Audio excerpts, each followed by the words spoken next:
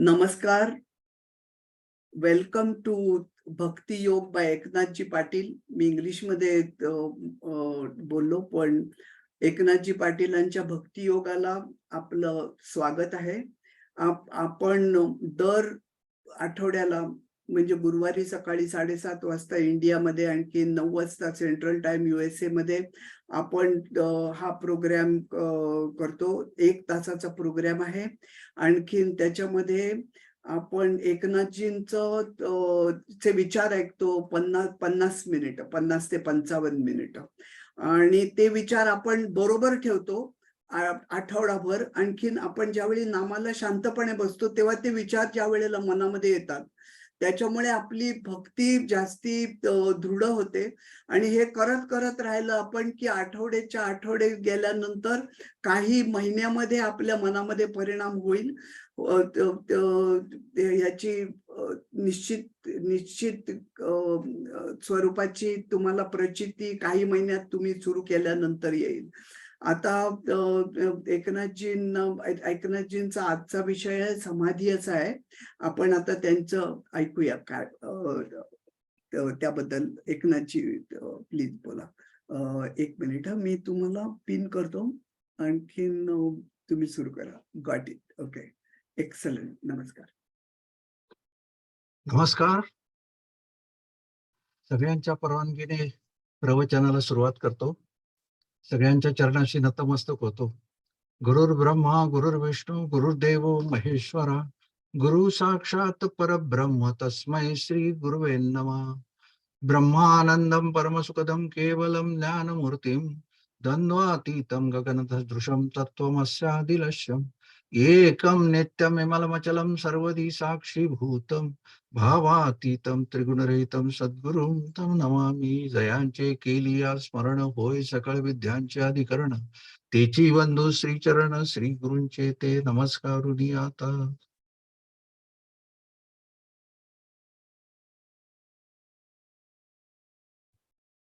आजचा आपला विषय आहे समाधी. आपण अष्टांग योगावर सुरुवात केली होती आणि अष्टांग योगातले जी 7 अंग आहेत ते आपण बघितली, आणि शेवटचं समाधी राहिलं होतं.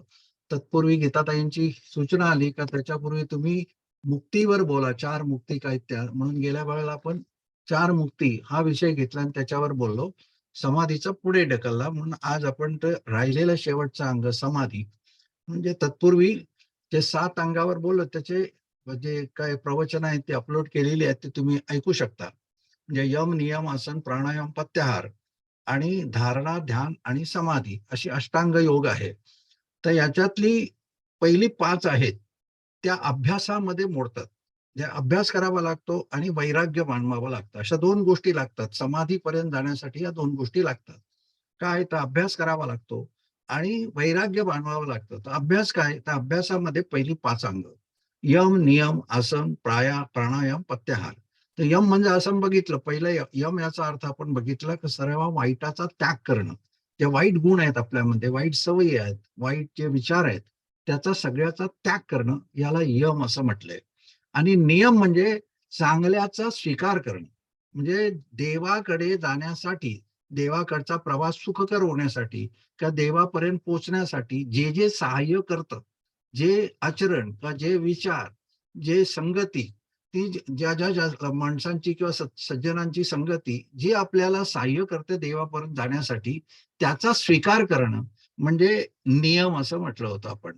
त्याच्यावर आपण चर्चा केली होती. आसन, आसन म्हणजे आसन आणि प्राणायाम. आसन आणि प्राणायाम याचा अर्थ आपण, आसन म्हणजे शरीरावर कंट्रोल करणं, शरीरावर कंट्रोल करणं. म्हणजे शरीर, हात, पाय, जी कर्मेंद्रिय आहेत, त्या कर्मेंद्रियांना देवाकडे लावणं. म्हणजे आपलं शरीर, आपली हात, पाय, हाताने काय तर हाताने दानधर्म करा, पायाने तीर्थयात्रा करा. तर हे जे काय आहे, किंवा वाचेने भगवंताचं नाम घ्या, ही 5 कर्मेंद्रिय आहेत. 2 हात, 2 पाय आणि वाचा, ही 5 कर्मेंद्रिय. तर ही सगळी देवाकडे लावणं, याला म्हणजे आसन. म्हणजे आसन स्थिर करा, शरीराने आसन स्थिर करा, आसनाने स्थिर व्हा. तर ते शरीरावर कंट्रोल करणं, याला आसन असं म्हटलं. नंतर पुढची स्टेप होती प्राणायाम. प्राणायाम म्हणजे श्वासावर कंट्रोल करणं. आपला जो श्वास आहे, जे कुंभक वगैरे जे आहेत ना का श्वासाचे प्रकार आहेत योगामध्ये, तर हे प्रकार हे काय आहेत, तर श्वास आपला जास्तीत जास्त देवावर टिकून ठेवणं किंवा श्वास आतमध्ये येतो बाहेर जातो, हा कसा येतो कसा जातो याच्यावर लक्ष ठेवून ध्यान करणं, हा एक प्रकार आहे. तर तो म्हणजे प्राणायामवर म्हणजे श्वासावर कंट्रोल करणं याला प्राणायाम असं म्हटलंय. आणि प्रत्याहार 5वं जे अभ्यासाचं अंग आहे, ते प्रत्याहार म्हणजे आपली जी इंद्रिय बहिर्मुख आहेत त्यांना अंतर्मुख करणं. बहिर्मुख म्हणजे काय, आपल्या इंद्रियांना संसारातलं सुख हे आवडतं. संसारातलं जे मटेरियल सुख आहे, जड वस्तूंचं जे सुख आहे त्याच्याकडे आपली इंद्रिय धावत असतात, त्याच्याकडे आपलं मन धावत असतं आणि ते मिळवण्यासाठी आपण सारखा कष्ट करत असतो किंवा धावपळ करत असतो. तर हे जे सुख आहे हे खरं सुख नाही, हे नाशिवंत सुख आहे.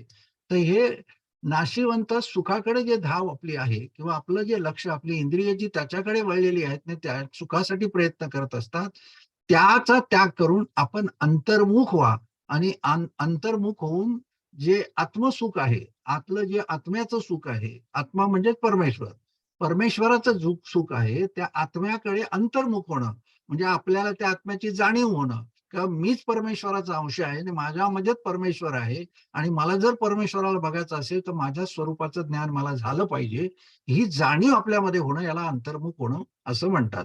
आणि ही जाणीव झाल्यानंतर आपले जे लक्ष जे बाहेर आहे, आपल्याला एकदा आपल्या इंद्रियांना कळलं, मनाला कळलं की बाहेर संसारामध्ये सुख नाही, मला जे सुख पाहिजे ते खरं सुख या संसारात कुठल्याही गोष्टीमध्ये नाही. ते सुख मला एकाच ठिकाणी मिळेल, ते म्हणजे अंतर्मुख झालं तर ते आत्म्याच्या ठिकाणी मिळेल आणि ते आत्मसुख म्हणजे खरं सुख आहे. आणि ह्या सुखासाठी आपण गेली म्हणजे 84 लक्ष योनी फिरतोय, अनेक जन्म घेतले, कोटी जन्म घेतले आणि प्रत्येक जन्मामध्ये आपली धडपड काय, आता मनुष्य जन्मामध्ये धडपड काय, मी सुखी व्हावं, मी आनंदी व्हावं, मला सुख मिळावं, म्हणजे माझ्या वाट्याला दुःखच येऊ नये ही प्रत्येकाची अपेक्षा आहे. तर असं सुख जे ते सुख मिळाल्यानंतर परत दुःखाचा लवलेश नाही आणि जे सुख मिळाल्यानंतर क्षणाक्षणाला वाढत जाईल, जे सुख सगळ्यांना सारख्या प्रमाणात किंवा सारख्या या प्रकाराने मिळतं.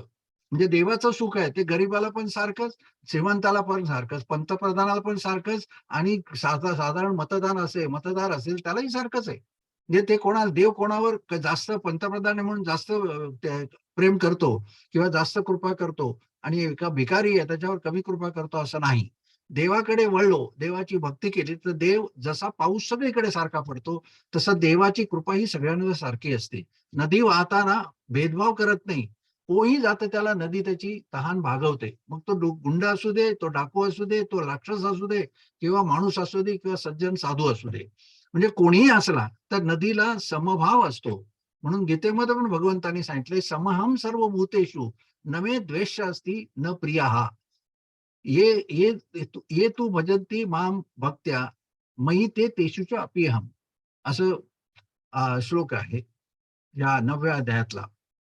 तर समहम सर्व भूतेषु म्हणजे मी सगळ्यांमध्ये सारखा प्रमाणात आहे. मग मी कमी जास्त असं का अनुभवाला येतो, तर जसं शेतकरी पाऊस सगळीकडे सारखा पडतो, सगळे शेतकरी शेतं लावतात, पण जो जास्त मशागत करतो त्याच्याकडे जास्त पीक येतं आणि जो कमी मशागत करतो त्याच्याकडे कमी पीक येतं, कारण त्याच्याकडे गवत वाढतं, हे सगळं सगळं येतं, वाढल्यानंतर त्याला पीक कमी येतं. तर जो जास्त मशागत करतो त्याला जास्त पाऊस सारखाच पडतो दोघांकडे, पण जो मशागत जास्त करतो त्याच्याकडे जास्त पीक येतं. तसं भगवंताचं प्रेम सगळ्यांना सारखंच आहे, पण जो जास्त भगवंतावर प्रेम करतो, जास्त वेळ आठवण करतो, जास्त वेळ देवाची भक्ती करतो, जास्त वेळ देवाच्या अनुसंधानात राहतो, त्याच्यावर देव नॅचरली जास्त हे करतो, प्रेम करतो. हा देवाचा नियम किंवा भक्तीचा निसर्गाचा नियम आहे. देवाला काही कोणी प्रिय नाही, कोणी वाईट नाही, कोणी द्वेष नाही. चोर असला तरी तो देवा त्याच्यामध्ये सुद्धा देव आहे. राक्षस असला तरी त्याच्यामध्ये सुद्धा देव आहे. म्हणून मागच्या वेळेला सांगितलं ना, मनुष्य योनीमध्ये 4 लाख जन्म घ्यावे लागतात आपल्याला. तर ह्या सगळ्या योनी आहेत, ह्या 4 लाखामध्ये आल्या. तर ह्या मनुष्य जन्मामध्ये आल्या. मला असं शंका होती का आपण ह्या एका मनुष्य जन्मामध्ये, कारण इतर योनी ज्या आहेत त्या भोग योनी म्हटल्यात. तिथे फक्त भोग भोगायचे प्रारब्धाचे, म्हणजे कर्म करण्याचा, नवीन कर्म करण्याचा किंवा याच्यातून बाहेर येण्याचा, पाप पुण्यातून बाहेर येण्याचा असा अधिकार नाही. फक्त म्हणजे स्वर्गातल्या देवांची योनी झाली तरी त्यांना तो अधिकार नाही. फक्त आपल्या मनुष्य योनीमध्ये तो भगवंतानी अधिकार दिलाय. त्याला पुरुषार्थ असं किंवा क्रियमान असं म्हणतो.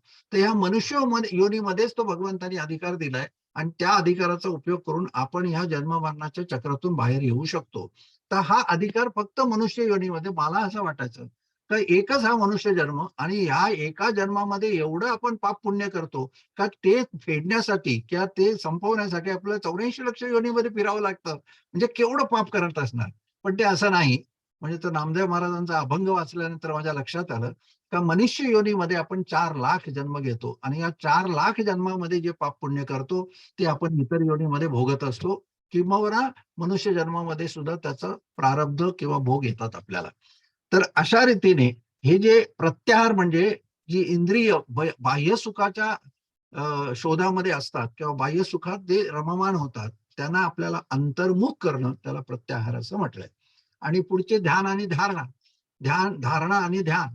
तर धारणा काय आहे? तर देवाला जता आता आपली चर्चा झाली का देव आतमध्ये देवाचं प्रेम निर्माण झालं पाहिजे म्हणजे धारण करणं. धारणा म्हणजे देवाला आपल्याकडे धारण करणं, आपल्या मनामध्ये धारण करणं, याला धारणा असं म्हटलंय. पण मी मागे सांगितल्याप्रमाणे मन सगळीकडे जातं, पण देवावर जात नाही. तुला माशीचं उदाहरण दिलं होतं. माशी ही सगळ्या ठिकाणी बसते. चांगल्या पदार्थावर पण बसते, विष्ठेवर पण बसते, जेवणावर पण बसते, सगळीकडे बसते. पण ती विस्तवावर बसत नाही. ती विस्तवावर कधीच बसत नाही, की तिला माहिती आहे मी विस्तवावर बसले का मी संपले. तसं हे मन पण आहे. मन सगळीकडे जातं. संसारात सगळीकडेच असतं. सृष्टीमध्ये, जगामध्ये सगळीकडे फिरतं. की असं किंबहुना वर्णन केलंय का अ, भ्रमणानं पुरती दाही दिशा, सप्त पाताळ आकाशा. म्हणजे या मनाला भ्रमण करण्यासाठी दाही दिशा आणि सप्त पाताळ सुद्धा कमी पडतात. एवढं फिरतं ते. एका सेकंदामध्ये अमेरिका, जपान सगळं फिरून येतं. हे बघा सगळं आपण एक सेकंदामध्ये सगळीकडची आठवण करू शकतो. एवढी त्याची गती आहे. तर याला एवढं हे सगळीकडे फिरतं, पण ते देवावर कधी येत नाही. जशी माशी विस्तवावर बसत नाही, तसं ते देवावर येत नाही. तसं हे देवावर त्याला आणणं म्हणजे धारण करणं. म्हणजे देवाचं नाम आणि देवाचं रूप धारण करणं, आपल्या डोळ्यासमोर ठेवणं किंवा आपल्या मनामध्ये देवाचं नाव आणणं, याला धारण करणं, धारणा असं म्हटलंय. आणि ध्यान, ध्यान म्हणजे ते धारण केलेलं टिकवून ठेवणं, सातत्य त्याच्यात आलं पाहिजे. नुसतं एक क्षणभर आपण देवाची आठवण केली आणि विसरलो, असं होता कामा नये. ते सतत आपल्या मनामध्ये, आता सांगितलं का प्रत्येक श्वासागणिक आपल्याला त्याचं आठवण येते. गीताताईंची कविता फार सुंदर आहे. भक्ती योगामध्ये त्या आपल्या साईटवर तिने पाठवलेली आहे. ती फार सुंदर आहे, वाचा. म्हणजे नामाचं महत्व किंवा नाम कसं बांधलं पाहिजे आपल्या मनामध्ये, त्याचं उत्तम उदाहरण आहे ते. म्हणजे मी वाचल्यानंतर मला फार बरं वाटलं आणि आता त्यांचं मी अप्रिशिएट पण केलं.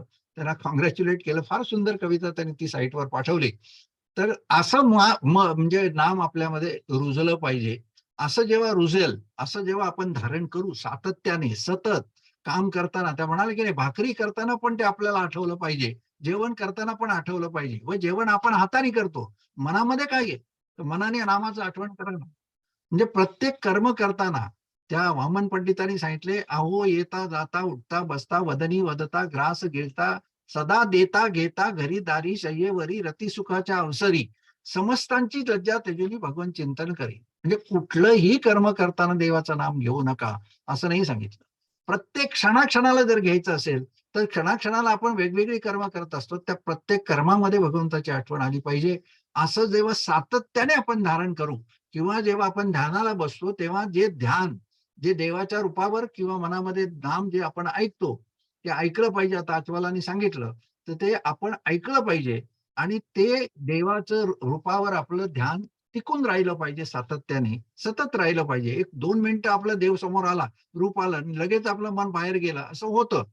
तर हे जसं त्यांनी सांगितलं गोल्फ खेळताना अनेक वेळा तो बॉल इकडे जात होता, तिकडे जात होता. नंतर प्रयासाने फार प्रयत्न करून काही दिवस सातत्याने जर चिकाटी ठेवली, तर तो आता त्यांचा बॉल गोल्फचा सरळ जायला लागला त्या होलपर्यंत. तसं हे नाम सुद्धा घेता, घेता, घेता आपल्याला सुरुवातीला कंटाळा येतो. म्हणजे त्या विपस्सना म्हणून गोएंकांची एक विद्या आहे, विपस्सना विद्या. त्याला इगतपुरीला त्यांचं सेंटर आहे किंवा ऑल ओव्हर वर्ल्ड आहे, विपस्सनेची सेंटर्स आहे. तर ते हेच सांगतात, का हे तुम्ही सुरुवातीला तिथं जाता 10 दिवसाचा कोर्स असतो त्यांचा.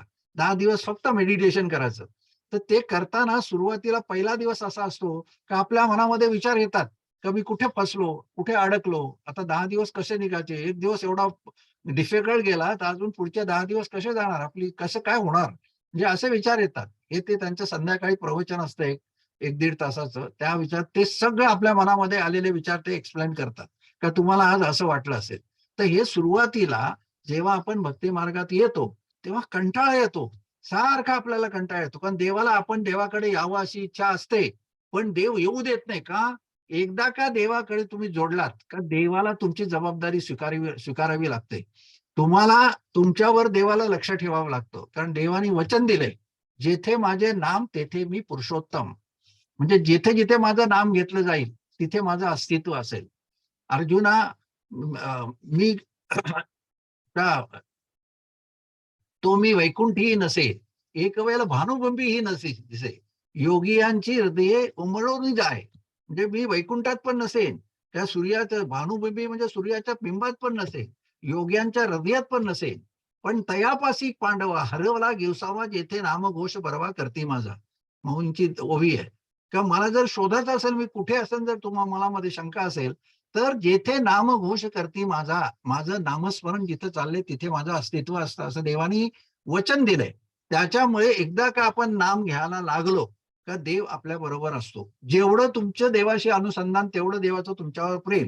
गीता ही तेच म्हणते, गीतेमध्ये सांगितलं यो यथा माम प्रपद्यन्ते तान तथा भजामी अहम.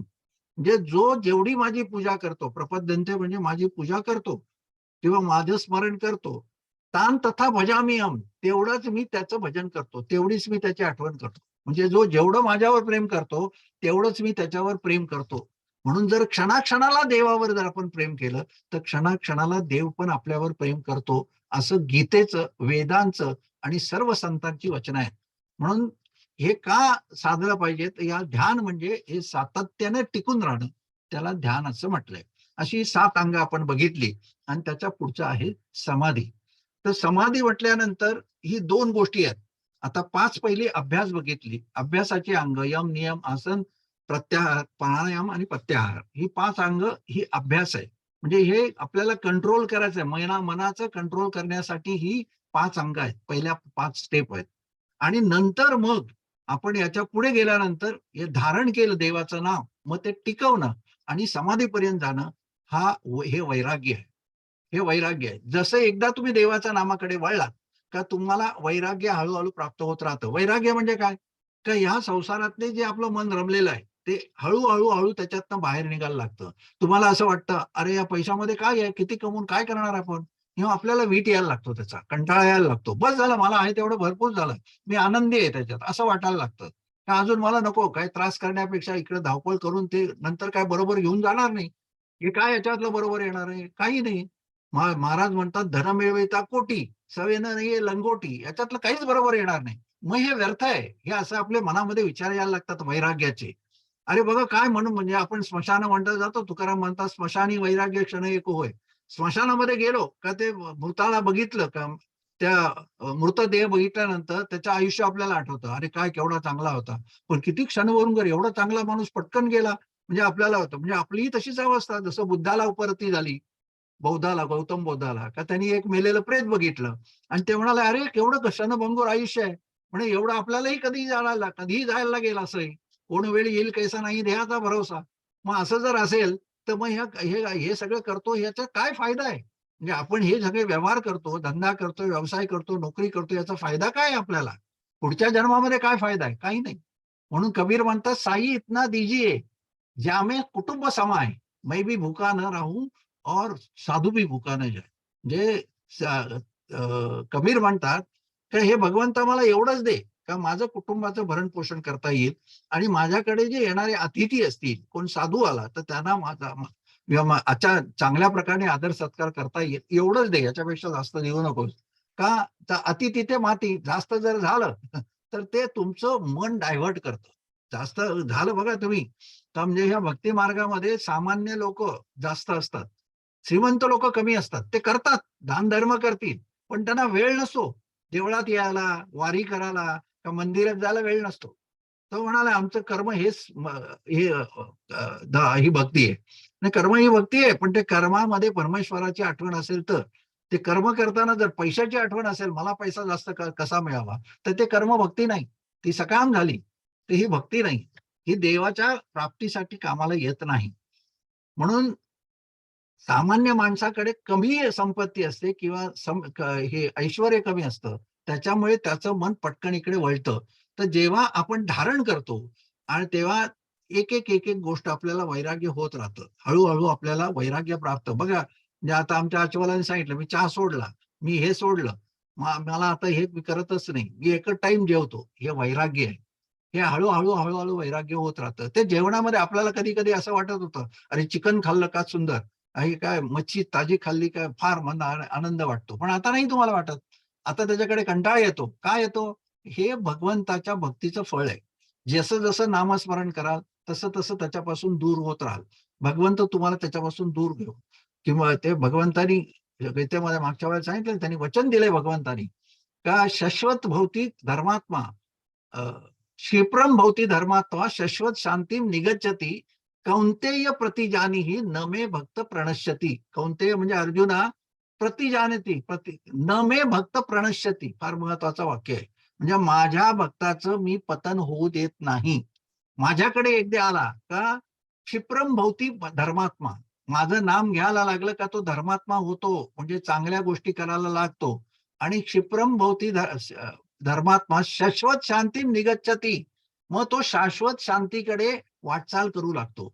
माझं नाम जो धारण करतो तो शाश्वत शांतीकडे वाटचाल करायला लागतो, असं भगवंतांनी गीतेमध्ये सांगितलंय. आणि असा शाश्वत शांतीकडे वाटचाल करणारा माझा भक्त, त्याचं मी पतन होऊ देत नाही. या हरिपाठामध्ये सांगितले की नाही, मागे पुढे उभा राही सांभाळीत आलिया आघात निवाराया. म्हणजे देव जेव्हा देवाचं स्मरण करतो, देवाला जेव्हा धारण करतो, देवाचं नाम धारण करतो, तेव्हा मागे पुढे उभा राही सांभाळीत. म्हणजे तुमच्या मागे पुढे देव असतो. जेव्हा तुम्ही आता काहींनी अनुभव सांगितला, अचवालांनी मागे अनुभव सांगितलं किंवा अनेकांनी आपले अनुभव सांगितलं. अरे मला काही सुचत नव्हतं, पण कोणीतरी आला आणि मला त्यांनी मदत केली आणि माझं काम झालं. तर हा कोणीतरी येणारा कोण असतो? तो हा भगवंत असतो. तुमच्या मागे पुढे सतत असतो आणि तुम्हाला पडलेली कमतरता जी असेल त्याची परिपूर्णता, जर आपले भोग चांगले असतील तर, म्हणजे भोग जर प्रारब्धामध्ये जर वाईट घडणार असेल तर ते वाईट होतं. पण वाईट होत झालं तरी पण भगवंत तुम्हाला त्याचं दुःख जाणवू देत नाही, ते सहन करण्याची शक्ती देतो. कारण प्रारब्ध हे देवानेच भोगाला दिलेलं असतं, त्याच्यामुळे प्रारब्धाचा नाश करू शकत नाहीत. नाहीतर रामाने जनकाला, ह्या दशरथाला मरण कशाला दिलं असतं, त्याला इकडे शोकमग्न का केलं असतं? पण त्याला दिलेला श्रावण बाळाच्या आई बाबांना दिलेला शाप होता, का तू सुद्धा पुत्र शोकाने तुझा अंत होईल. आणि ते त्याचं प्रारब्ध होतं, ते कर्माचे भोग होते. म्हणून भगवंताला ते नाहीसे. नाहीतर श्री विष्णू महाविष्णूचे अवतार होते भगवान राम. मग ते तर हे सगळं करू शकलं असतं. किंवा किंवा अभिमन्यूचा मृत्यू झाला तर श्रीकृष्ण त्याला वाचवू शकले असते. पण त्याच्या प्रारब्धामध्ये तेच लिहिलेलं असतं आणि म्हणून ते घडत असतं. देव सुद्धा त्याच्यात फरक करत नाही. म्हणून जे आपण कर्म करतो ती भोगाला येतातच येतात. ती आपल्याला भोगावीच लागतात. म्हणून आचरण हे पहिलं आहे. म्हणजे जे आपण यम नियम मध्ये, त्याच्यात नियमामध्ये पहिला काय आहे ते सदाचरण, चांगलं आचरण. तर चांगलं आचरण असेल तर चांगलं प्रारब्ध घडतं आणि चांगलं प्रारब्ध असेल तर भोग चांगले असतात. हे असं गणित आहे. म्हणून धारण करणं, ध्यान, ध्यान म्हणजे ते टिकून ठेवणं, याला ध्यान असं म्हटलं. धारणा, ध्यान आणि मग पुढची अवस्था आहे ती समाधीची आहे. तर ही समाधी दोन प्रकारची आहे. समाधीचा अनुभव सगळेजण घेतो. दोन प्रकारची आहे. एक सविकल्प समाधी आणि निर्विकल्प समाधी. बघा, सविकल्प, विकल्प याचा अर्थ विचार. म्हणलं निर्विकल्प आपण बोलतो की नाही, संकल्प विकल्प मनाचे जे चार आपले अंतःकरण चतुष्टय सांगितलंय, मन, बुद्धी, चित्त, मन, चित्त, बुद्धी आणि अहंकार. हे चार भाग अंतःकरणाचे आहेत. म्हणजे हे चारही गोष्टी आपल्या आतमध्ये आहेत. मन आहे, चित्त आहे, बुद्धी आहे, पण कुठे आहे माहित नाही. तर ह्या चारही मिळून त्याला नाव आहे अंतःकरण. आपण म्हणतो की नाही, अंतःकरणात आलं पाहिजे, हे अंतःकरणापासून झालं पाहिजे. तर हे अंतःकरण म्हणजे हे चार गोष्टी. म्हणजे अंतःकरण भगवंताकडे लागणं म्हणजे ह्या चार गोष्टी भगवंताकडे लागणं. काय? तर मन, चित्त, बुद्धी आणि अहंकार जाणं. याला भगवंताकडे अंतःकरण लागणं असं म्हणतात. म्हणजे नुसतं मन गेलं नाही चालत, नुसती बुद्धी गेली नाही चालत, नुसतं चित्त गेलं नाही चालत. या तिन्ही गोष्टी एकरूप झाल्या पाहिजेत भगवंताकडे. अशा तिन्ही गोष्टी जर भगवंताकडे एकरूप झाल्या आणि अहंकार गेला, तर त्याला भगवंताशी एकरूप होता येतं. तर आपण समाधीपर्यंत जाऊ शकतो. म्हणून लक्षात ठेवा, नुसतं मन जाऊन पण नाही चालत. म्हणजे भगवंताने 12व्या अध्यायामध्ये सांगितले, मय्येव मन आदस्व मयी बुद्धी निवेशय निवसस्यि मय्येव न अत्र अस्ति संशय. त्यांनी सांगितलं, 7वा श्लोक आहे 12व्या अध्यायातला, का मय्येव मन आदस्व, मला मन आणि बुद्धी दे, मयी बुद्धी निवेशय, मला मन आणि बुद्धी दे, नुसतं मन देऊ नको. नुसतं मन भगवंतावर गेलं तर बुद्धीत दुसरे विचार येतात, नुसती बुद्धी गेली तर मनामध्ये दुसरे विचार येतात. म्हणून तुकाराम महाराजांनी पण सांगितले का जिकडे मन जाईल तिकडे बुद्धी जाऊ देऊ नका, जिकडे बुद्धी जाईल तिकडे मनाला येऊ दे. जर जिकडे मन जाईल तिकडे बुद्धी गेली तर तुम्ही संसारात जाल, म्हणजे संसाराचे विचार येतील. आणि जिकडे बुद्धी जाईल तिकडे जर मन गेलं, बुद्धी जर देवावर लावली आणि तिकडे जर मन गेलं, तर तुम्ही समाधीपर्यंत जाल, परमार्थात तुमची प्रगती होईल. म्हणून वृत्ती जी उठते की नाही, मग सांगितलं, वृत्ती आपली वृत्ती देवावर गेली पाहिजे. तर त्या ज्ञानेश्वरांची ओवी आहे सुंदर, वृत्ती जिकडे जाय न जावे ती पाठी, वृत्ती जिकडे जाय तिकडे न जावे ती पाठी, साक्षी तियेचा बनता होय स्वरूपा गाठी, साक्षी तियेचा बनता पडे स्वरूपा गाठी. म्हणजे वृत्ती वृत्ती ही मनामध्ये उठते, वृत्ती ही मनामध्ये उठते, कल्पना मनामध्ये उठते, संकल्प मनामध्ये उठतो. बघा त्याला 3 नावं आहेत. संकल्प म्हणजे चांगला विचार, विकल्प म्हणजे वाईट विचार. हे संकल्प विकल्प मनामध्ये. वृत्ती वृत्ती म्हणजे आपली वृत्ती म्हणजे तोच विचार असतो. तर तो विचार पण वृत्ती आपली देवाकडे गेली पाहिजे, विचार देवाचा झाला पाहिजे. किंवा कल्पना उठते, मनामध्ये कल्पना उठतात, ही कल्पना सुद्धा देवाविषयी असली पाहिजे. नाना कल्पना असतात भविष्याच्या किंवा भूतकाळाच्या, कल्पना करत असतो. अरे असं झालं, हे झालं, वाईट झालं, तेव्हा मी तिकडे असं नसतो गेलो, बरं झालं असतं. अनेक प्रकारच्या कल्पना असतात. किंवा मी आता मला प्रमोशन मिळणार आहे, एवढा पगार वाढेल, आल्यानंतर माझं एवढं सेव्हिंग होईल, झाल्यानंतर सुंदर घर बांधेन, नंतर चांगली इम्पोर्टेड गाडी घेईल, या कल्पना असतात. म्हणजे आपण म्हणतो ना, बिल्डिंग कॅसल्स इन एअर, तसं आहे ते. तर ते या तिन्ही गोष्टी मनामध्ये होत असतात. तर ही चारही गोष्टी आपल्या अंतःकरणामध्ये आहेत. या चारही एकवटणं, एका ठिकाणी एकवटणं, भगवंतावर लावणं म्हणजे ध्यान लावणं. आणि हे ध्यान लागल्यानंतर हळूहळू आपण समाधीकडे जातो. पण मी सांगितल्याप्रमाणे 2 प्रकारच्या समाधी आहेत. एक सविकल्प समाधी आणि निर्विकल्प समाधी. तर हे वैराग्याचे भाग आहेत. समाधी हे वैराग्याचे भाग आहेत. वैराग्यामध्ये हे 2 गोष्टी येतात. वैराग्य प्राप्त झालं का आपण समाधीपर्यंत जातो. पूर्ण वैराग्य झालं का समाधीपर्यंत जातो. पूर्ण वैराग्य म्हणजे संसाराचा काहीच विचार मनामध्ये राहिला नाही आणि म्हणजे अनन्य झालो भगवंताशी. त्याला दुसरा शब्द आहे अनन्य. अनन्य म्हणजे न अन्य. अन्य आश्रय नाम त्यागः सहा अनन्यः, असं नारदांनी म्हटले. म्हणजे दुसरं मनातनं सगळं काढायचं आणि फक्त देव ठेवायचं, त्याला देवावर एकरूप व्हायचं, त्याला समाधी. तर हे असं या वैराग्याचं 2 प्रकार आहेत, सविकल्प समाधी आणि निर्विकल्प समाधी. आता सविकल्प समाधी म्हणजे काय, ही सगळ्यांना अनुभवाला येते. सविकल्प समाधी ही सुद्धा 4 प्रकारची आहे. सविकल्प समाधी 4 प्रकारची आहे. काय आहे? वितर्क, विचार, आनंद आणि अस्मिता, असे 4 प्रकार आहेत. वितर्क समाधी म्हणजे काय? तर एखाद्या वस्तूवर आपण ध्यानमग्न होतो. एखादी गोष्ट आपल्याला आवडली, या संसारातल्या ज्या काही वस्तू आहेत, ज्या निर्माण केल्यात भगवंतानी, त्या एखाद्या वस्तूवर आपलं प्रेम बसलं. अरे अशी गोष्ट आपल्याकडे असायला पाहिजे, किंवा एखादी गोष्ट आवडली तर आपण त्याच्याकडे एकटक बघत राहतो. आपण तिथे असं एवढं लक्ष लागतं की आपण कुठल्याही दुसऱ्याने हाक मारली आपल्याला ऐकायला येत नाही. तो खुणवतो, हाताने हलवतो. अरे तेव्हा आपण जागे होतो, म्हणजे एकदम भानावर येतो. तर ही समाधी आहे. हा समाधीचा प्रकार काय, याला सविकल्प समाधी. म्हणजे आपलं मन त्या वस्तूमध्ये अडकलंय. म्हणजे ह्या समाधीला काहीतरी आधार असतो, कशाचा तरी आधार असतो. सविकल्प समाधीला कशाचा तरी आधार असतो आणि म्हणून तो विकल्प मनामध्ये राहतो आणि त्या विकल्पावर आपण ध्यानमग्न होतो. आपली समाधी त्या गोष्टीवर लागते, त्या वस्तूवर लागते आणि म्हणून तो वस्तू आपल्याला त्या वस्तूशी एकाग्र होतो, आपण देवाशी होत नाही.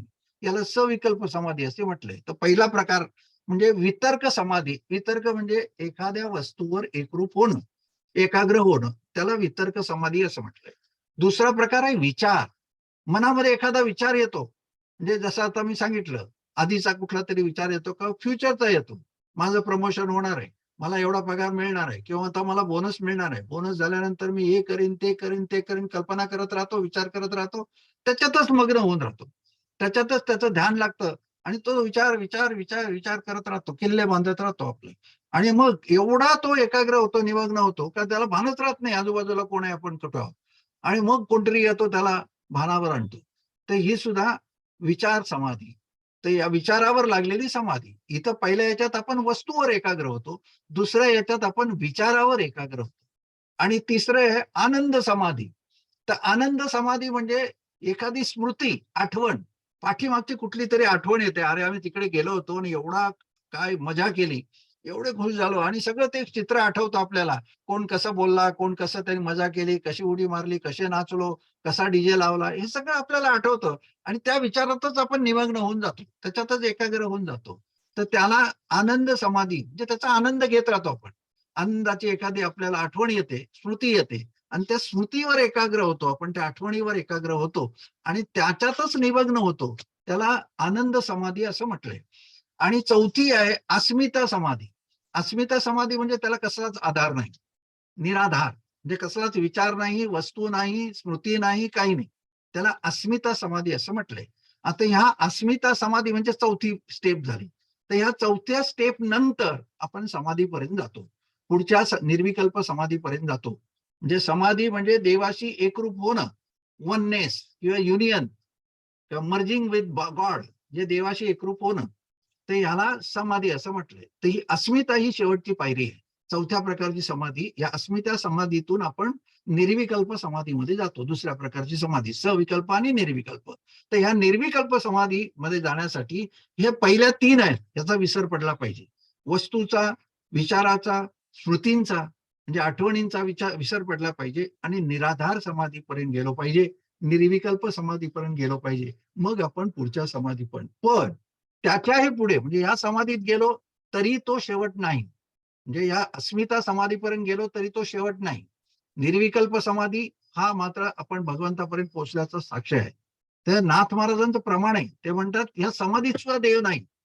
ते म्हणतात जागृती, स्वप्न, सुषुप्ती व्यापुनी समाधी परती, ज्याची साक्षीत्वे स्फुरेस्फूर्ती, तो जाण निश्चिती नारायण. बघा, भगवंताचा पत्ता सांगितलाय. भगवंताला शोधण्यासाठी, भेटण्यासाठी कुठल्या स्थितीला गेला पाहिजे? समाधी ही स्थिती आहे, आपल्या मनाची अवस्था आहे, ही स्थिती आहे. ते कुठली स्थिती? जागृती, स्वप्न, सुषुप्ती तिन्ही व्यापुनी समाधी परती, म्हणजे समाधीच्या पुढे समाधी परती, ज्याची साक्षीत्वे स्फुरेस्फूर्ती, तो जाण निश्चिती नारायण. म्हणजे जागृती अवस्था, सुषुप्ती अवस्था, स्वप्न अवस्था, या तीन अवस्था आहेत. या तीन अवस्थेमध्ये आपण, म्हणजे मन असतं, विचार असतं, संस्कार असतात. म्हणजे जागृतीमध्ये तीन गोष्टी असतात, संस्कार असतात, नंतर मन असतं आणि इंद्रिय असतात. जेव्हा जागृत असतं तेव्हा मन काम करत असतं, इंद्रिय काम करत असतात, आणि आपल्याला संस्कार म्हणजे प्रारब्धाचे भोग, हे तीन गोष्टी असतात जागृती अवस्थेमध्ये. स्वप्न अवस्थेमध्ये दोनच असतात. स्वप्न अवस्थेमध्ये दोनच असतात, जे इंद्रिय नसतात. आपल्या स्वप्नावस्थेमध्ये इंद्रिय नसतात, फक्त मन असतं आणि संस्कार असतात. मन जागृत असतं आणि संस्कार जागृत. संस्कार म्हणजे आपण जी कर्म असतात, भोग असतात, तशाप्रमाणे स्वप्न पडतं. तर ते जागृत असतात आणि मन जागृत असतं. एक कमी होतं म्हणजे स्वप्नावस्थेत.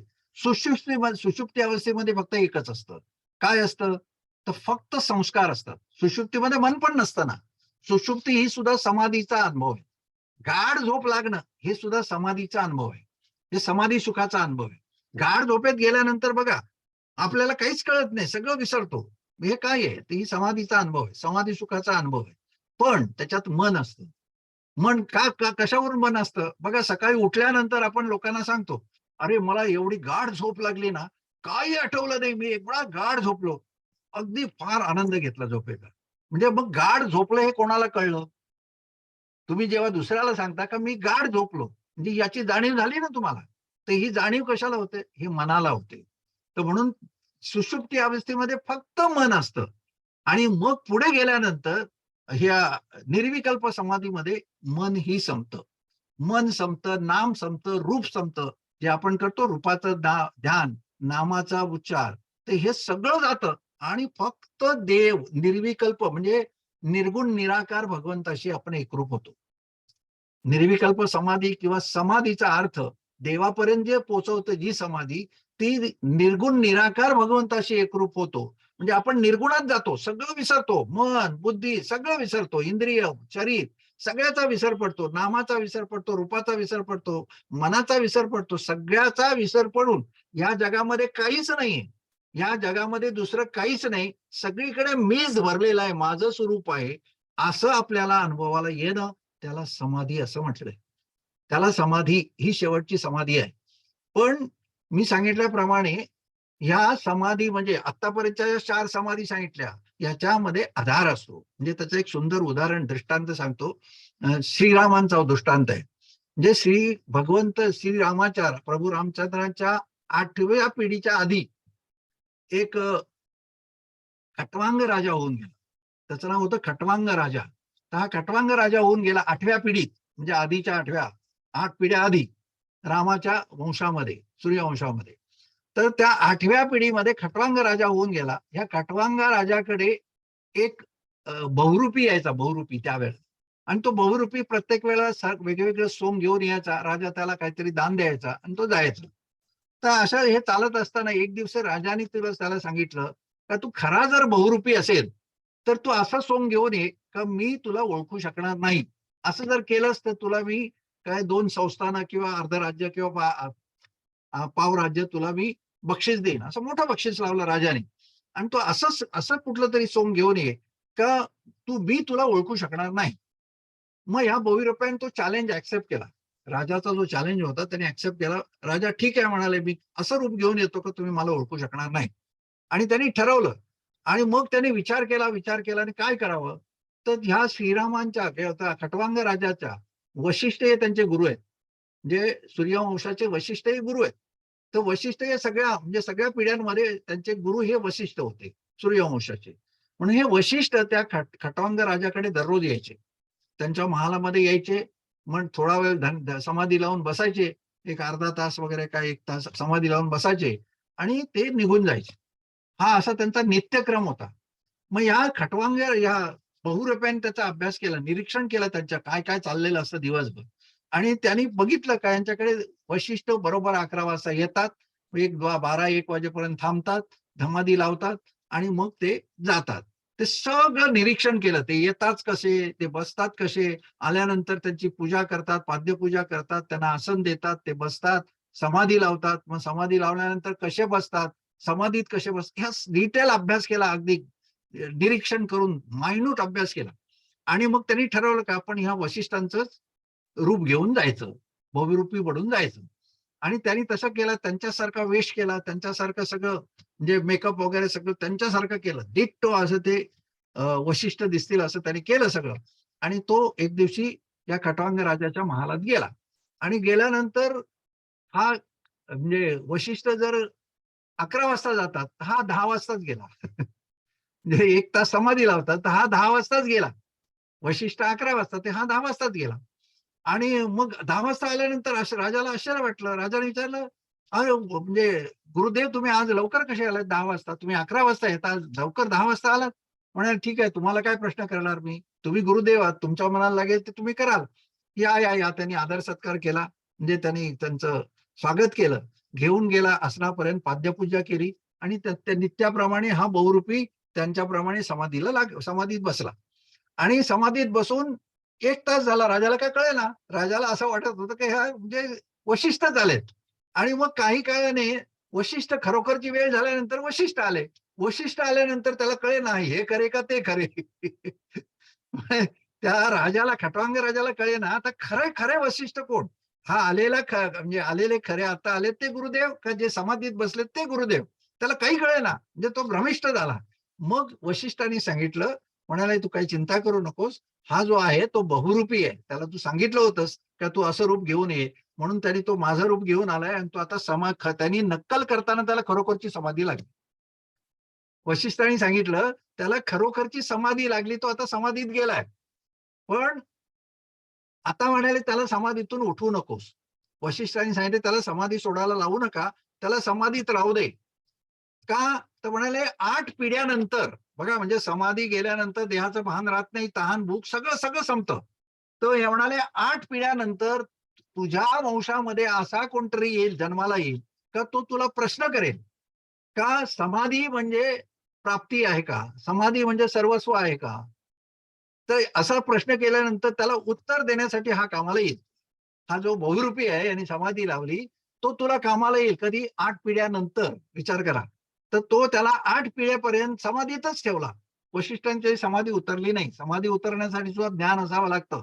ज्याला माहित आहे तोच समाधी उचलू शकेल.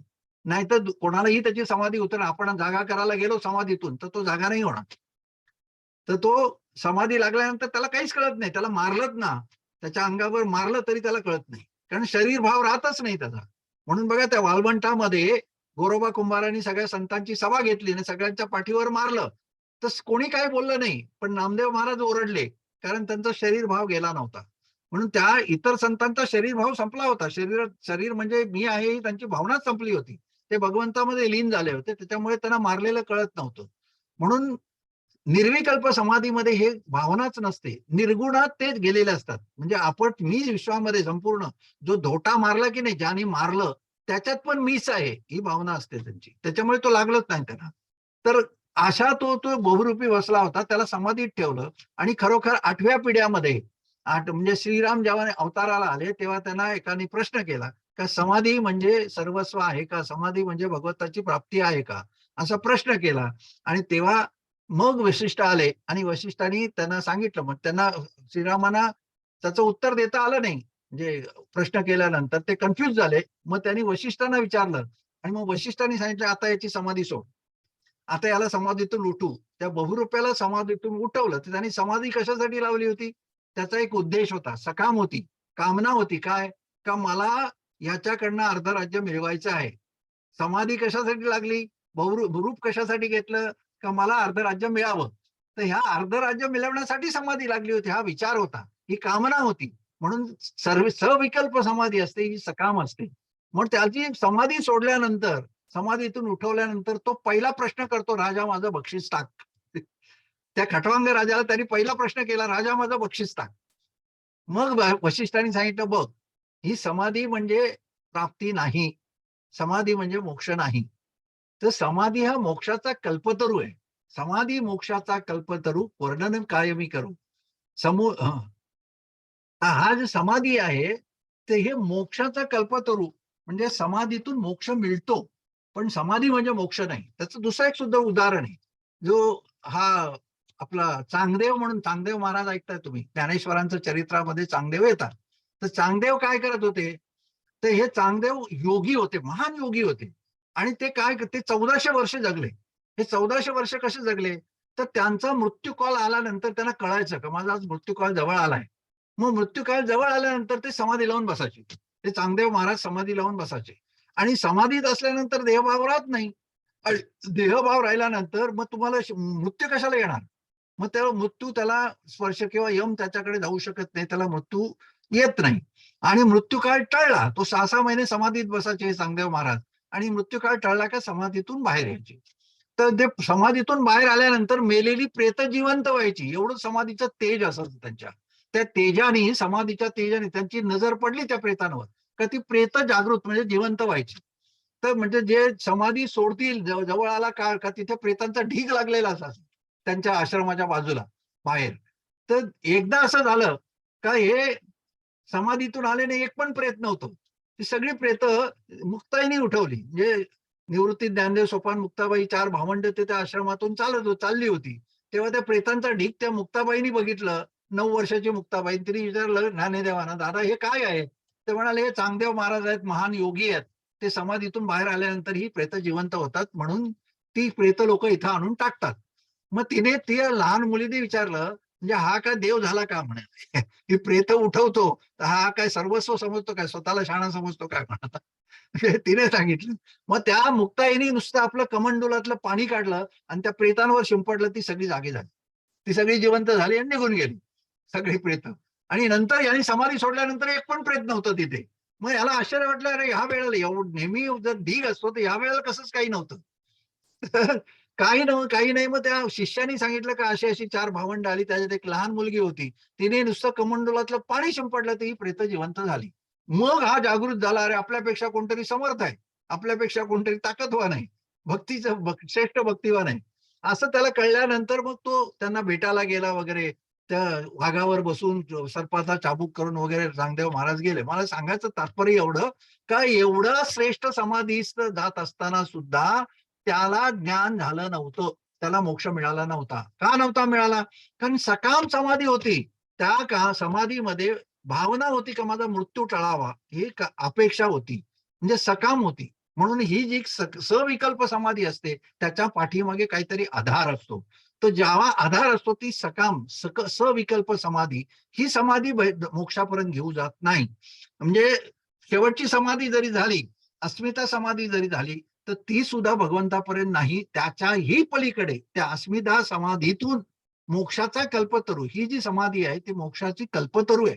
कल्पतरूकडे बसलो कल्पतरू खाली का आपल्याला इच्छित फळ मिळतं. तसं ह्या समाधीतून आपल्याला जी अपेक्षा आहे ती समाधी लागेल आणि भगवंतापर्यंत आपण जाऊ. तर ह्या पुढच्या समाधीत जाण्यासाठी अस्मिता समाधी ही शेवटची पायरी आहे. तर ह्या इथे काही आधार नसतो. तर समाधीचा याचा अर्थ का आपण त्याच्याही पुढे निर्गुणात, देव कसा आहे, देवाचं रूप सगुण नाहीये, निर्गुण आहे. पण दोन्ही रूप देवाची आहेत, सगुण निर्गुण दोन्ही एकूची रे, असं म्हटलंय ज्ञानेश्वरांनी. म्हणजे सगुण आणि निर्गुण एकच आहे. पण आपल्याला भक्ती करताना सगुणाची भक्ती करायला पाहिजे. का? निर्गुण कसा आहे, त्याला रूप नाही, रंग नाही, रूप नाही, नाही जे आकार, रंग नाही, रूप नाही, नाही छाया, नाही आकार, काहीच नाही त्याला, असं कबीर म्हणतात. तर कबीर म्हणतात त्याला रंग नाही, रूप नाही, आकार नाही, छाया नाही, असा जो भगवंत आहे त्याच्यामुळे ध्यान कसं करणार त्याला? जर आपल्याला माहित नसेल त्याचं रूप कसं आहे तर कसं ध्यान करणार? कुठल्या रूपाचं ध्यान करणार? देव कसा आहे, निर्गुण निराकार देव कसा आहे माहीतच नाही, तर कसा विचार आपण ध्यान करणार? ध्यान करणार येणार नाही, करता येणार नाही. बरं, निर्गुणात जाणं किंवा कशाचाही आपण विचार करत बसलो तर तो देवाचा विचार असं नाही ना. म्हणून मग सगुणातून सुरुवात करायला लागते. रूप कुठलं तरी एक, म्हणजे कणाकणामध्ये देव आहे. कुठलंही रूप मग डोळ्यासमोर धरलं तर तो देवच आहे ना. तो देवच आहे, ते देवाचंच रूप आहे. म्हणजे असं नाही का देवाचंच रूप धरलं पाहिजे. एका माणसाला इच्छा झाली तर आणि तो एका साधूंकडे गेला, म्हणजे श्रेष्ठ भक्ताकडे गेला, संताकडे गेला आणि त्यांनी सांगितलं मला देव बघायचंय. तुम्ही देव बघितलात ना, मला देव बघायचंय. म्हणजे मला सगळी सुखं मिळाली, मला फक्त देव नाही मिळाला. देव भेटला नाही तर मला देव बघायची तीव्र इच्छा झाली. तर म्हणाले देव बघायची इच्छा झाली ना, तर म्हणे एक काम कर, तुझं सर्वात जास्त प्रेम कुठल्या गोष्टीवर आहे?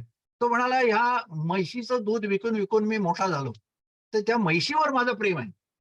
ते म्हणे म्हैशीने मला मोठा केला, श्रीमंत केला, की दुधाचा धंदा करून करून मी मोठा झालो, म्हणून त्या म्हैशीवर माझं अतिशय प्रेम आहे.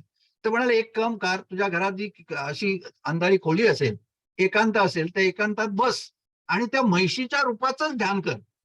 म्हैशीच्या रूपाचं ध्यान कर आणि त्यालाच देव समज आणि त्या म्हैशीच्या रूपाचं ध्यान करत राहा. असं ध्यान कर का डोळ्यासमोर ती म्हैस गेली जाता कामा नये. सतत तुझं ध्यान त्या म्हैशीवर लागलं पाहिजे. म्हैस रूप झाला पाहिजेच. म्हैशीशिवाय दुसरं काय दिसता कामा नये. एकाग्र हो म्हैशीवर. मग त्याला बसवला त्यांनी, आसन घातलं आणि त्याला बसवलं, म्हैशीचं ध्यान करायला सांगितलं. आणि मग तो काही दिवसांनी त्याला एखाद महिन्याने उठवला त्यांनी आणि सांगितलं की आता बाहेर ये त्या रूम मधनं, ज्या अंधाऱ्या रूम मध्ये एकाग्र झाला असतात किंवा ध्यानाला बसला त्या रूम मधनं बाहेर येता. त्या रूमचा खोलीचा दरवाजा जरा छोटा होता, लहान होता. मग तो आल्यानंतर निघाल्यानंतर बाहेर येताना तो म्हणतो महाराज मला बाहेर येता येत नाही. तर म्हणे काय येता येत नाही? तर म्हणे माझी शिंग अडतात, म्हणजे दरवाजाला माझी शिंग अडतात. म्हणे म्हणून मला बाहेर येता येत नाही. म्हणजे याचा अर्थ ध्यान करून तो म्हैसमय झाला होता. त्याला असं वाटायला लागलं का मी म्हैसच आहे आणि त्याला शिंग फुटली होती आणि त्याला बाहेर येताना असं वाटलं का त्या दाराला शिंग माझे अडतात म्हणून त्याला बाहेर येता येत नव्हतं. म्हणजे एवढा एकरूप झाला होता.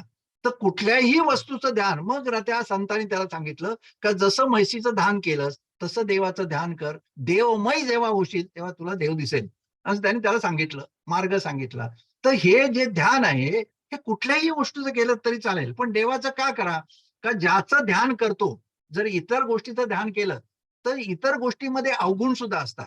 म्हणजे समजा एखाद्या नोकराचं किंवा राक्षसाचं ध्यान केलं तर राक्षसामध्ये सगुण पण असतात, निर्गुण पण, म्हणजे गुण पण असतात आणि अवगुण पण असतात. मग ज्याचं ध्यान करतो त्याचे गुण आपल्या अंगामध्ये उतरतात. म्हणजे नुसतं त्याचं रूप तर देव तर असतो, देवाचं ध्यान होतं, पण त्याच्याबरोबर त्याच्या गुणाचं पण ध्यान होतं आणि ते गुण आपल्यामध्ये उतरतात. म्हणून इतराचं ध्यान करू नये. तो देव आहे, इतर सुद्धा देवच आहेत, त्याला देव मानलं देवच आहे, पण त्याचं ध्यान ज्याचे करावे ध्यान तैसे होय मन. म्हणून अवघे सारा पांडुरंग दृढ धरा, असं तुकाराम महाराजांनी सांगितलंय. तर ज्याचे ज्याचे ध्यान तसे तसे त्याचे होय मन. त्याचं जसं ध्यान करेल त्याचं तसं मन होतं. म्हणून अवघे सारा, म्हणून दुसरं सगळं सोडा आणि पांडुरंग दृढ धरा, पांडुरंगाचं ध्यान करा. का पांडुरंगामध्ये कुठला अवगुण नाही. देवाचं ध्यान केलं का देवामध्ये कुठला अवगुण नाही, म्हणून देवाचं ध्यान करायचं असतं. नाही तर देव सगळ्यांमध्ये आहे, पण सगळ्यांमध्ये इतरांचं ध्यान केलं तर त्याचा अवगुण पण आपल्यामध्ये उतरतील. म्हणून सकाम जेव्हा जी समाधी असते, इतर जी निर्विकल्प सविकल्प समाधी, ही सगळ्यांना लागते. म्हणजे आपण सतत त्याचा अनुभव घेत असतो. आपण जेव्हा एकाग्र होतो, तल्लीन होतो, तेव्हा ती समाधीचाच अनुभव आहे. पण अशी समाधी देवावर लागली पाहिजे. ही जी समाधी, इतर समाधी आहेत, सविकल्प समाधी आहे, ती त्याला आधार आहे, ती सकाम आहे, फळाची अपेक्षेने केलेली असते, म्हणून तीच तिला सकाम किंवा सविकल्प समाधी असे म्हणतात. तर आपल्याला जी साधायची आहे ती निर्विकल्प समाधीपर्यंत जायचं आहे. आणि ही समाधी, ही म्हणजे समाधी लागणं हा मोक्ष नाही. म्हणजे अष्टांग योग जो आहे, शेवटची जी पायरी आहे, मग योग मार्गाने जातात ते मुक्त होतात असं नाही, ते समाधीपर्यंत जातात. म्हणजे मोक्षापर्यंत जातात, पण ते मोक्ष नाही. मोक्ष हा संतांची कृपेनच प्राप्त होतो, संतांची कृपा व्हावी लागते. आणि जेव्हा आपण समाधीपर्यंत जातो तेव्हा भगवंताला कळतं का ह्याच तयारी झाली, याची भक्तीची पायरी शेवटची यांनी गाठली आणि याची परिपक्वता झाली. मग भगवंत संतांना आज्ञा करतो का जा आणि यांच्यावर कृपा करा. त्याचं सुंदर उदाहरण म्हणजे नामदेव महाराज. नामदेव महाराजांबरोबर देव खेळत होता, बोलत होता, जेवत होता, त्यांच्या कीर्तनात नाचत होता, हे सगळं करत होता. म्हणजे देव त्याला प्रत्यक्ष सगुण रूपात भेटत होते, पण त्यांना ज्ञान झालं नव्हतं. त्यांच्या पाठीवर जरा धोटा मारल्यानंतर ते ओरडले का त्यांचा देहभाव गेला नव्हता. म्हणजे देह म्हणजे मी ही भावना अजून होती त्यांची. म्हणून देवाकडे तक्रार घेऊन गेल्यानंतर देवाने सांगितलं तो औंढ्या नागनाथाला जा आणि तिथे विसोबा खिचर म्हणून संत आहेत, त्यांना भेट, ते तुला याचं उत्तर देतील. आणि मग तिथे गेल्यानंतर आपल्याला सगळ्यांना माहित आहे की आता विसोबा खेचर त्या औंढ्या नागनाथाच्या मंदिरात पिंडीवर पाय देऊन झोपले होते. मग ते बघितल्यानंतर त्या नामदेवांना वाटलं अरे हा काय मला ज्ञान देणार. तर म्हणाले हा काय उत्तर देणार, याला साधी गोष्ट कळत नाही का देवावर पाय ठेवावं का नाही.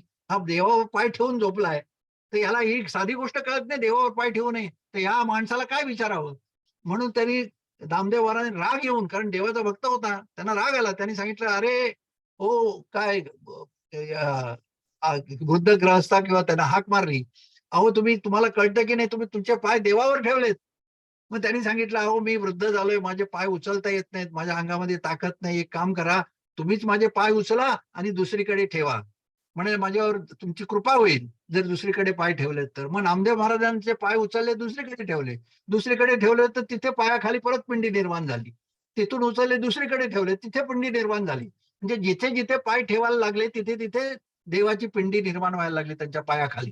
म्हणजे एवढे अधिकारी संत असतात. तर असं झाल्यानंतर नामदेव महाराजांना आश्चर्य वाटले, अरे हा सामान्य माणूस नाही, हा कोणतरी संत आहे किंवा हा साक्षात म्हणजे सत्पुरुष आहे. आणि मग त्यांना शरण गेले आणि मग नामदेवांना विसोबा खेचरांनी ज्ञान दिलं, त्यांच्यावर कृपा केली. मग त्यांना देव काय तो कळला. म्हणजे नुसतं सगुण रूपात देव दिसला तरी ही समाधी किंवा प्राप्ती नाही, म्हणजे ब्रह्मप्राप्ती नाही किंवा मोक्ष नाही. तर ह्याच्यासाठी नुसती समाधी लागणं, योग मार्गाचे 8 अंग आपण संपवली किंवा शेवटपर्यंत गेलो तरी देव भेटेल असं नाही. तर फक्त आपण देवाच्या प्राप्तीच्या मार्गावर शेवटच्या पायरीवर जातो, पण ती शेवटची पायरी गाठून पुढे जाण्यासाठी संताविन प्राप्ती नाही असे वेद देते प्राप्ती ग्वाही. हरिप्राप्तीशी उपाय धरावे संतांचे ते पाय. म्हणजे देवाच्या प्राप्तीसाठी संतांची प्राप्ती किंवा संतांची कृपा आपल्यावर होणं हे गरजेचं आहे. आणि संत भेटणे गरजेचं आहे, पण संत असे भेटत नाही.